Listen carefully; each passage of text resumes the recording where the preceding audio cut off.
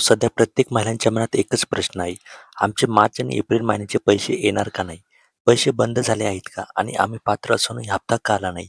तर आजच्या व्हिडिओमध्ये आपण सरकारकडून सुरू असलेल्या पडताळणीबद्दल आणि हप्ते का थांबले याची संपूर्ण माहिती पाहणार आहोत.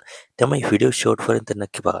सर्वात आधी महत्त्वाचं अपडेट म्हणजे 12 तारखेपासून काही महिलांच्या खात्यात मार्च आणि एप्रिल महिन्याचे हप्ते जमा होण्यास सुरुवात झालेली आहे.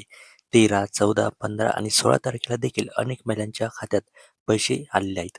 मात्र अजूनही लाखो महिला अशा आहेत ज्यांच्या खात्यात एकही रुपया जमा झालेला नाही. आता प्रश्न असा आहे की काहींना पैसे मिळाले आणि काहींना का नाही? तर सरकारकडून सध्या मोठ्या प्रमाणात पडताळणी सुरू आहे. ई-केवायसी, आधार लिंकिंग आणि कागदपत्रांची तपासणी झाल्यानंतर अनेक महिलांना अपात्र करण्यात येत आहे. त्यामुळे काही खात्यांमध्ये हप्ते थांबलेले आहेत. आता कोणत्या कारणामुळे पैसे बंद होऊ शकतात ते समजून घ्या. पहिलं कारण म्हणजे चारचाकी वाहन. जर तुमच्या कुटुंबाच्या नावावर कार असेल तर सरकार त्या कुटुंबाची आर्थिक स्थिती चांगली असल्याचं मानत आहे. मात्र ट्रॅक्टर किंवा कामासाठी वापरली जाणारी काही वाहने वेगळी मानली जाऊ शकतात. दुसरं कारण म्हणजे सरकारी नोकरी.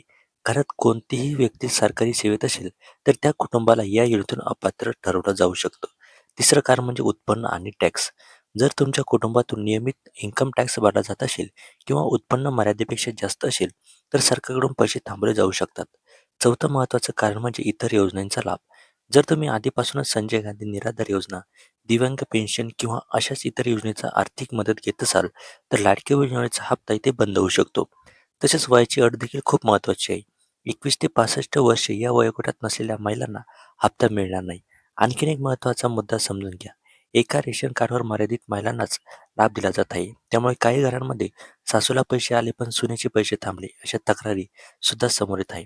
पण यामध्ये घाबरण्याची गरज नाही. जर तुम्ही योग्य कागदपत्रांसह अर्ज केला असेल, ई-केवायसी पूर्ण केली असेल आणि सर्व माहिती खरी दिली असेल, तर पुढील काही दिवसात तुमच्या खात्यात हप्ता जमा होण्याची शक्यता आहे. कारण अजूनही सरकारकडून टप्प्याटप्प्याने वितरण सुरू आहे.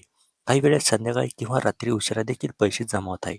महत्त्वाचं म्हणजे कोणतीही चुकीची माहिती भरली असेल तर पुढे अडचण येऊ शकते. त्यामुळे तुमची कागदपत्र आणि बँक माहिती एकदा नक्की तपासा. आणखीन एक महत्त्वाची अपडेट म्हणून जून महिन्यात पुन्हा ई-केवायसी आणि पडताळणी प्रक्रिया सुरू होण्याची शक्यता आहे. त्यामुळे पुढील अपडेट्स खूप महत्त्वाचे असणार आहे. तुमच्या खात्यात पैसे आले का नाही आणि तुमच्या कोणत्या जिल्ह्यातून तुम्ही व्हिडिओ बघत आहात ते कमेंट करून नक्की सांगा. अशाच सरकारी योजना, लाडकी बहीण योजना आणि शेतकरी योजनेच्या महत्त्वाच्या अपडेटसाठी चॅनलला सबस्क्राईब करायला विसरू नका. धन्यवाद.